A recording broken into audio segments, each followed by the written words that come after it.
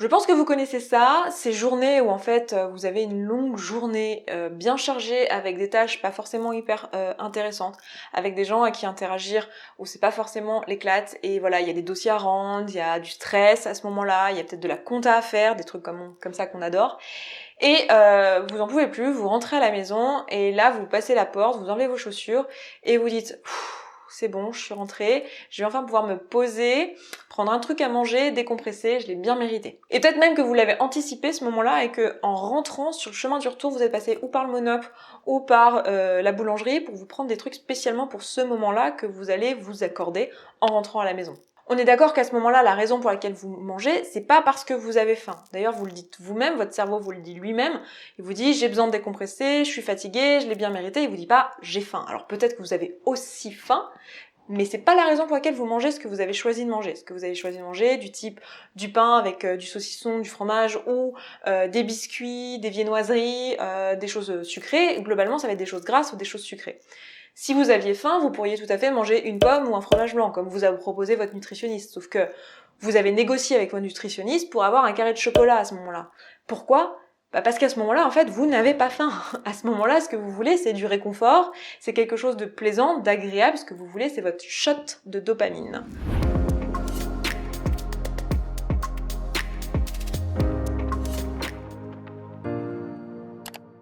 Si c'est la première fois que vous tombez sur cette chaîne, eh bien, bienvenue, je m'appelle Esther Taïfé, je suis coach en émotion spécialisée dans la perte de poids.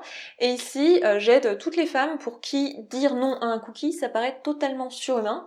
Et elles savent pas pourquoi, et elles ont envie de résoudre ce problème pour se libérer totalement de l'emprise de la nourriture et créer une vie où la bouffe, c'est plus un problème. Voilà, ce que vous voulez, c'est du réconfort, c'est quelque chose de plaisant, d'agréable. Ce que vous voulez, c'est votre shot de dopamine. La dopamine, c'est le neurotransmetteur du plaisir qui est produit par tous les aliments que vous mangez. Plus l'aliment est condensé, plus ça va vous donner du plaisir. Donc c'est exactement ce que vous recherchez à ce moment-là. Et c'est pour ça que, en fait, un fromage blanc 0%, là tout de suite, c'est pas le truc qui vous tente le plus. Donc moi, ça, c'est ce que j'appelle le syndrome de Bridget Jones, c'est-à-dire le truc de tu te fais larguer par ton mec et ce que tu fais, c'est que t'achètes un pot de glace. 5 weeks later.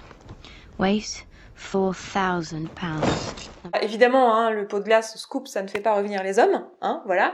Mais par contre, ça permet de s'anesthésier de ses émotions. Et c'est exactement ce qu'on fait à ce moment-là, en fait, c'est ce qu'on recherche, c'est le plaisir de l'alimentation pour s'anesthésier de ses émotions. C'est ce que j'appelle un tampon émotionnel.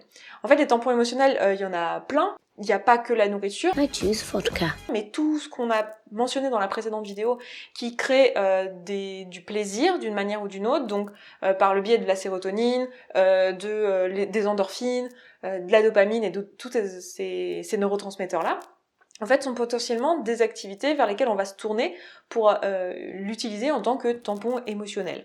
Une façon finalement de se détourner de son émotion du moment qui, dans la situation que je viens de décrire, c'est certainement un peu de stress, un peu de fatigue émotionnelle et peut-être un inconfort un peu plus profond du type mon job me plaît pas, je me fais chier comme un rat mort et il faut absolument que j'arrête de faire ça et que je me mette à mon compte, mais ça me fout les pétoches. Donc les tampons émotionnels, ça va être typiquement regarder Netflix, regarder la télé, faire des achats compulsifs, utiliser de la pornographie, manger évidemment, boire de l'alcool, boire un café ou boire un thé, ça peut être aussi un tampon émotionnel. Bref, toutes ces activités-là qui vont me détourner de l'instant présent pour en gros me permettre de pas y penser et d'avoir un plaisir immédiat. Alors, c'est pas les activités en eux-mêmes qui sont en essence des tampons émotionnels, c'est plutôt l'usage qu'on en a. C'est-à-dire qu'on peut tout à fait regarder une série Netflix par recherche de plaisir parce qu'on l'a décidé et qu'on veut se faire plaisir, ou on peut regarder Netflix pour fuir son instant présent et fuir le fait que là on se sent vraiment mal et du coup on va binge-watcher Netflix parce que comme ça on n'a pas besoin de ressentir l'émotion actuelle. Donc en fait le tampon émotionnel c'est un genre d'anesthésiant.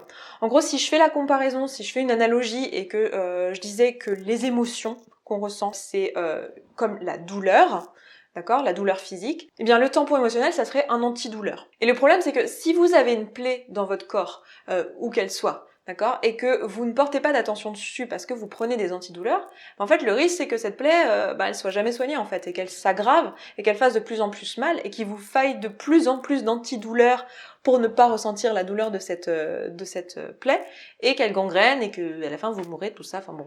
Donc en fait, une émotion, c'est juste ça, c'est comme la douleur physique, ça a pour but de attirer votre attention sur un problème. en fait. Et d'ailleurs, si vous n'aviez pas de douleur physique, ça serait assez problématique parce qu'en fait, il y a des gens d'ailleurs qui ont une maladie qui est comme ça, où elles ne ressentent pas les douleurs physiques, et du coup, ils peuvent facilement se couper ou se brûler sans être au courant. Donc les émotions, c'est la même chose, on n'a pas du tout envie de pas être au courant qu'on ressent des émotions, parce que les émotions désagréables, elles sont là pour nous dire qu'il y a un problème qui est pas résolu. Parce que si le problème c'est pas la faim, manger c'est pas la solution, donc c'est qu'il y a un problème. Il faut trouver quel est le problème en question et se poser la question de qu'est-ce qui se passe. Maintenant, quand il y a une émotion désagréable, c'est tout à fait naturel que notre cerveau, ce qu'il essaye de faire, c'est de fuir cette émotion désagréable pour aller chercher une émotion agréable. Parce que c'est comme ça qu'on fonctionne. Une émotion désagréable, c'est synonyme de danger, alors qu'une émotion agréable, c'est synonyme de réconfort et au contraire de survie. Donc du coup, on va avoir tendance à aller chercher les émotions agréables et donc le plaisir immédiat. Donc on est un petit peu calé pour chercher le plaisir immédiat dans nos journées. Le problème, c'est que si on fait ça tout le temps et qu'on est constamment dans le tampon émotionnel, eh bien, en fait, on va pas être au courant des problématiques qu'on est vraiment en train d'expérimenter. La plupart d'entre nous, en fait, on a peur de ressentir nos émotions désagréables parce que, en fait, ça fait longtemps qu'on prend des tampons émotionnels qui font que, il y a déjà une plaie qui est un peu infectée et que du coup, la première fois qu'on va devoir aller regarder ce qui se passe, il y a un peu de nettoyage à faire et sur le moment, c'est pas très agréable. Sur le moment, ça fait même plus mal que de juste prendre un tampon émotionnel. Mais c'est un travail qu'il faut faire et que moi je vous encourage à faire, et c'est le travail de fond qu'on fait ici sur cette chaîne, c'est d'aller réellement chercher quelles sont les vraies problématiques qu'il y a derrière. Donc du coup, j'ai une bonne et une mauvaise nouvelle. La bonne nouvelle, c'est que si on a compris pourquoi on mange quand on n'a pas faim, c'est-à-dire pour s'échapper d'une émotion actuelle sur le moment qui n'a pas besoin d'être grande, ça n'a pas besoin d'être je viens de me faire larguer par mon mec et j'ai besoin d'un pot de glace, ça peut être juste je suis un peu stressée de ma journée, ou juste là j'ai pas hyper envie de pas faire comme les autres parce que ça serait inconfortable, du coup je préfère prendre un dessert parce que tout le monde prend un dessert.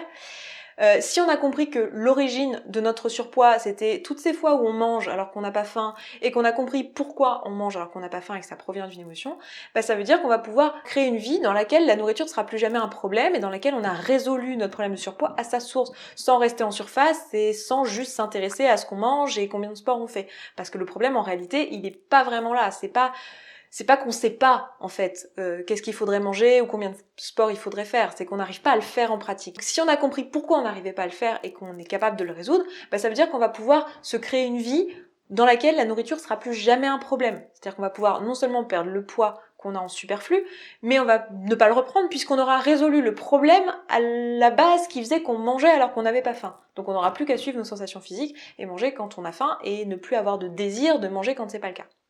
Donc ça, c'est la bonne nouvelle. La mauvaise nouvelle, c'est que le prix à payer, c'est d'aller vraiment chercher quel est le problème que nous on rencontre.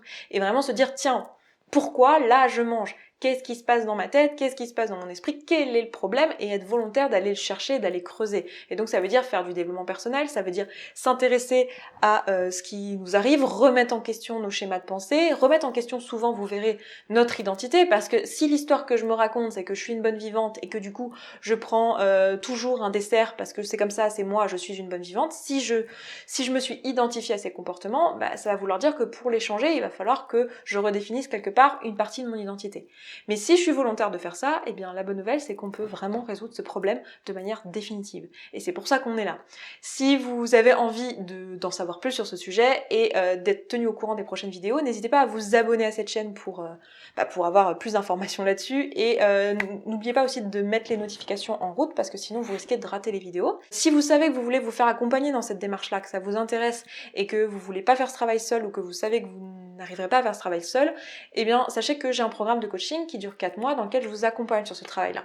Si vous voulez en savoir plus, n'hésitez pas à prendre un rendez-vous dans la description. En fait, le premier lien que vous allez rencontrer, c'est un lien vers mon calendrier. Vous prenez un rendez-vous, vous allez être reçu pendant 45 minutes en visio sur internet par l'une de mes coachs et qui va voir avec vous si ce qu'on propose, c'est effectivement ce dont vous avez besoin. Et si c'est le cas, peut-être que je vous dirai à bientôt dans un coaching. Donc voilà, moi je m'arrête là pour cette vidéo, je vous laisse avec toutes les informations, je vous embrasse, je vous souhaite une belle journée et puis je vous dis à très vite. Ciao ciao.